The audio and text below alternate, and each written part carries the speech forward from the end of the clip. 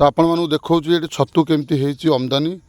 तो ये 1 2 3 लाइन पड़ी तो माउंस पोता कि भाड़ी भली हेची देखो छतु।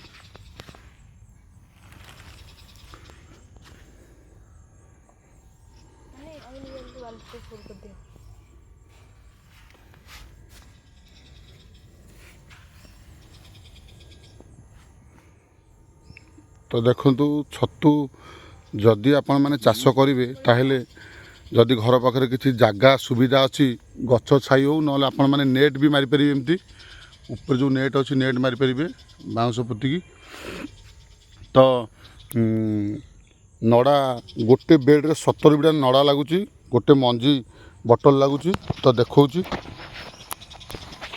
फास्ट नड़ा आनिबे ताकू काटिदेबे काटी साइला परे ताकू 12 ରୁ 14 घंटा भिजेबे पानी रे भिजेबे भिजे साइला परे ताकू पुणी छाणीदेबे छाणीबे छाणी साइला परे एमती भाड़ी भली जदि आपण माने करिथिबे ताले भाड़ी भली करी 70 बिड़ा लगा लागुची। तो 70 बिड़ा लगा थोइबे छतु मंजी सबू साइड रे जेमती दबा कथा देकी नड़ा तापरे घोरई देबे। तो 7 ରୁ 9 दिन भितर जरिकी काढ़िबे। तो जरी काढ़ी खरा देबे वर्षा हेले घोरई देबे। तो 10 ରୁ 11 दिन जेतेबेले हेजिवो आपणकर छतु आमदानी आरंभ होइजिवो आस्ते आस्ते। देखंतु देखौछि केमति छतु होइछि।